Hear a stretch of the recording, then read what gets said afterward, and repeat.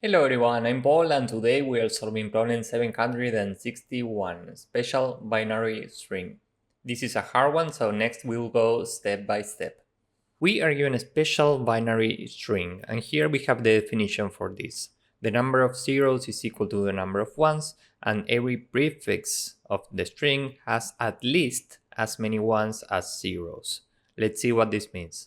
This is a special binary string because we have 4 zeros and 4 ones. So we meet this condition, and every prefix in the string has at least as many ones as zeros. We can take any prefix here. Let's say that we take only this number. Here we have 1, 1 and 0, zeros. The number of ones is greater than the number of zeros, so we meet this condition. If we take this prefix, for example, we have 2 ones and 1 zero. The number of ones is greater than the number of zeros, and so on. Given that we meet this condition, also this is a special binary string. Now here it says that we can swap consecutive special binary substrings. For example, this is a special binary substring because we have 1 1 and 1 0, so we meet this condition, and every prefix in it has at least as many ones as zeros. If we take this, we have more ones than zeros, and if we take this, we have 1 1 and 1 0, so we also meet this condition. This is a special binary substring.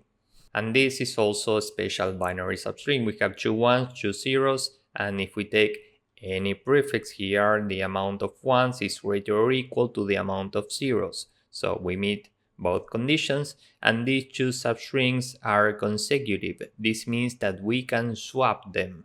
Our job is to return the lexicographically largest result after applying this operation any number of times. So in this case, we can swap these two substrings and we get this, which is lexicographically larger than the original input. As you can see here, we start with 2 ones and here we start with 3 ones. So this is lexicographically larger. Given that this is the lexicographically largest possible result, we need to return this. The first observation is down here in the constraints. We can have up to 50 characters, which means that we can think in terms of big O of n square. So maybe you are thinking about iterating every possible substring. And whenever we find a special binary substring, we can add those to our result. Then we can sort the result in descending order, and finally we return this.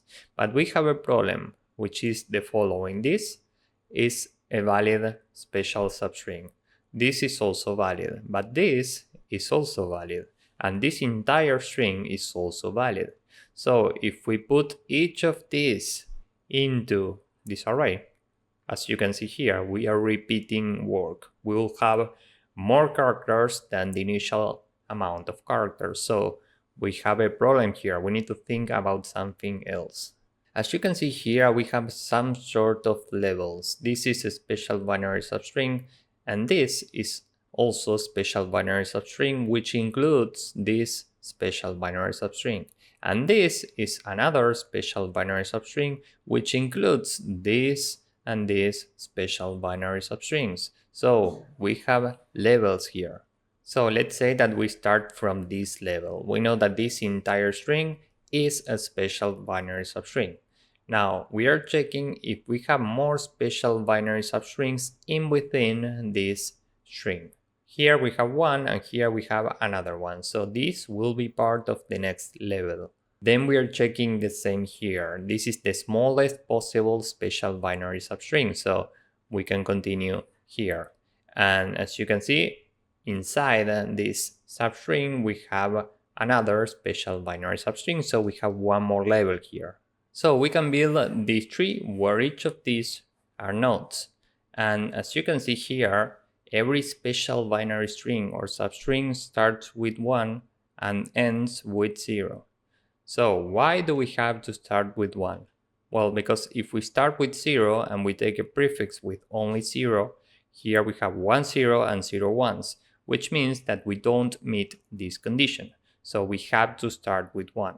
And why do we have to end with 0? Well, because If we end with 1 and we have something like this, where the amount of zeros is equal to the amount of ones, let's say that we have 2 zeros and 2 ones.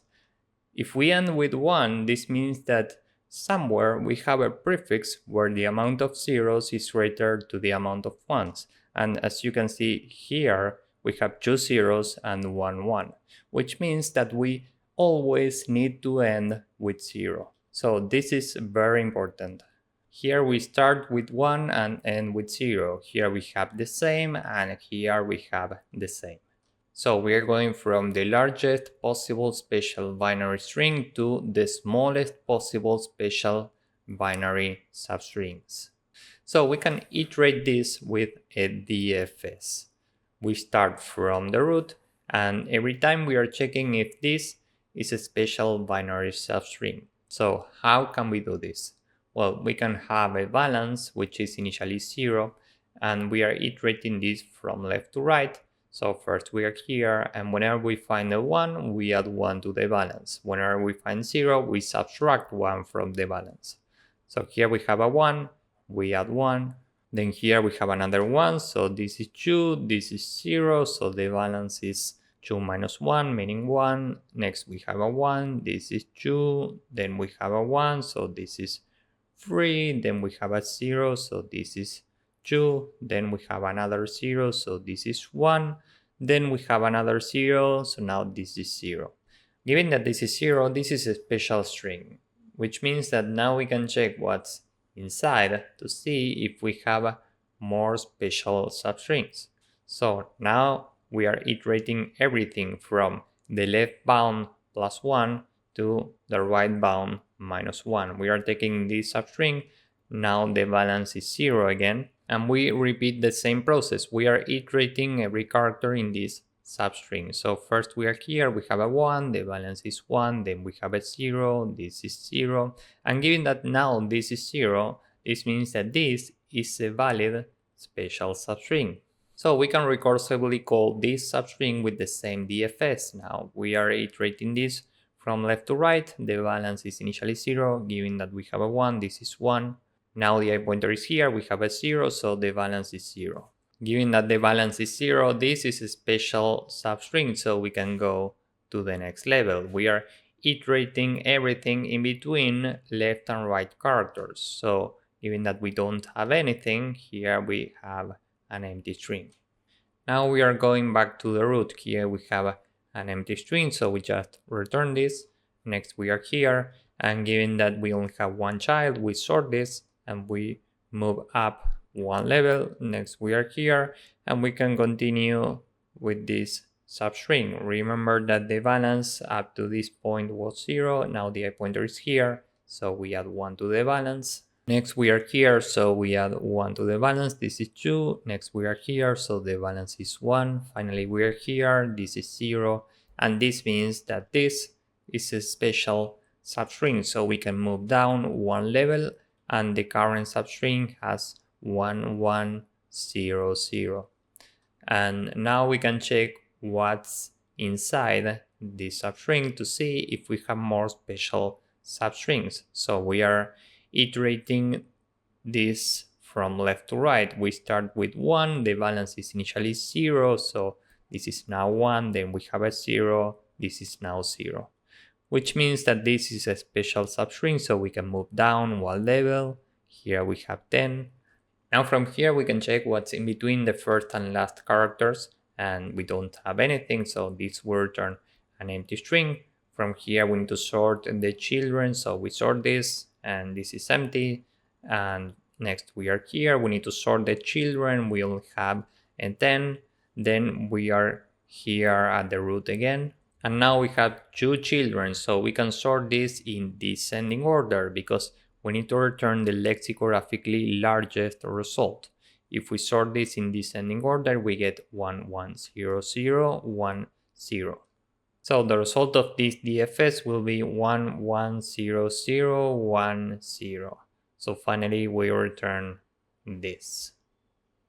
So with this in mind, now let's go with the code, and hopefully you will get the idea. First we need to build a DFS. This will take a substring, the result is initially an empty array, and finally we want to return the result in string format, so we can use join, and this takes the result. We need to return this. And here in between we have a balance, which is initially 0, and we have a left pointer, which is initially 0. This is the starting point of a possible special binary substring. So now we can say it for every write in range length of the current substring, we will say balance is equal to balance plus 1 if the current character s at write is equal to 1, else balance minus 1. If it's a 0, we subtract 1 from the balance. And now we can check if the balance is equal to 0, we can recursively call this DFS with what we have inside of the current substring.